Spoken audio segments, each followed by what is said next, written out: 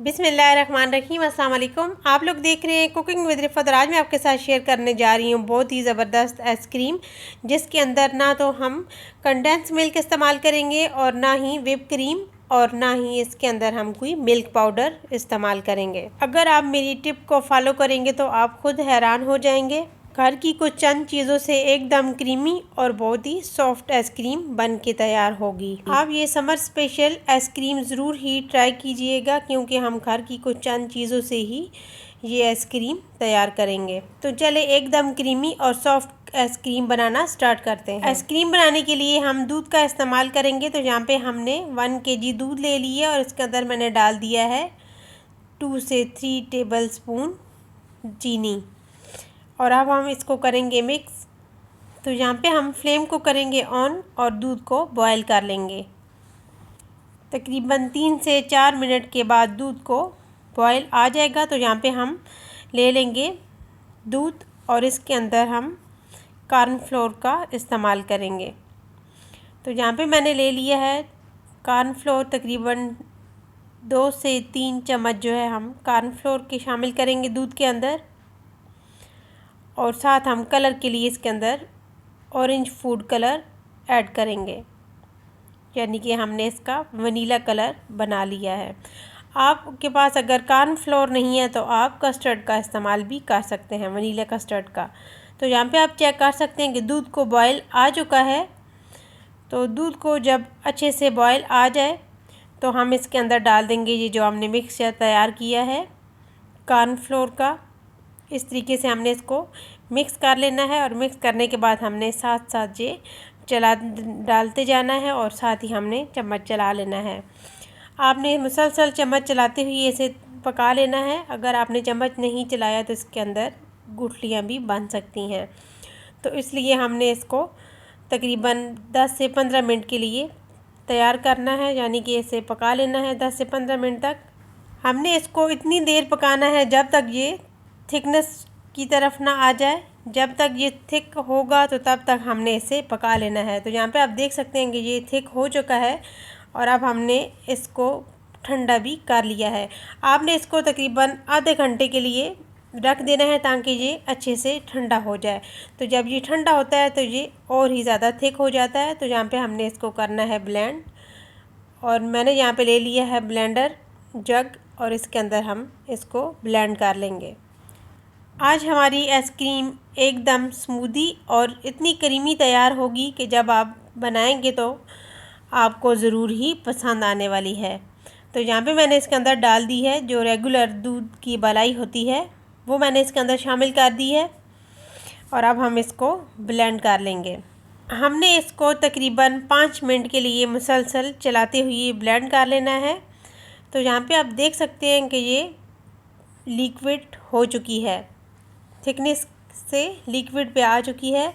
तो हमने इसको 5 मिनट के लिए ब्लेंड कर लेना है। तो यहाँ पे आप देख सकते हैं कि ये बहुत अच्छे से मिक्सचर ब्लेंड हो चुका है आइसक्रीम का। तो अब यहाँ पे मैं ले लूँगी एक केक टिन और इसके अंदर हम आइसक्रीम तैयार करेंगे। तो यहाँ पे आप देख सकते हैं कि मैंने ये आइसक्रीम के ऊपर लगा दिया है फाइल पेपर और इसको हमने ऊपर से कवर कर लेना है। और कवर करने के बाद हम इसको रखेंगे फ्रिज के अंदर तकरीबन 4 से 5 घंटे के लिए, ताकि ये अच्छे से जम जाए।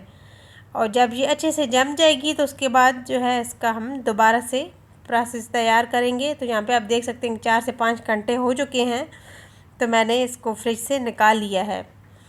तो अब हम इसको डालेंगे एक प्लेट के अंदर।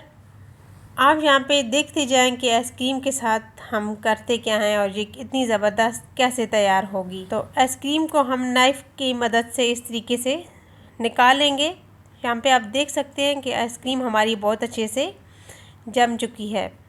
तो अब हम इसको एक प्लेट के अंदर निकालेंगे। हाथों के साथ जब आप इस तरीके से करेंगे तो ये जल्दी निकल जाएगी मोल्ड के अंदर से। तो यहाँ पे हमने इसको निकाल लेना है। तो आइसक्रीम हमारी 5 घंटे के अंदर माशाल्लाह बहुत ही ज़बरदस्त जम चुकी है, लेकिन हमने इसको दोबारा भी तैयार करना है।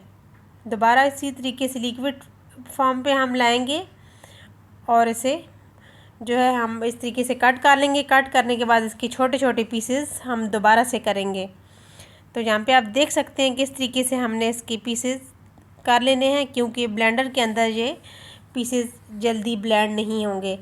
तो अब हम डालेंगे इसको इस तरीके से जग के अंदर, और जग के अंदर डालने के बाद हमने आइसक्रीम को दोबारा से लिक्विड बनाना है।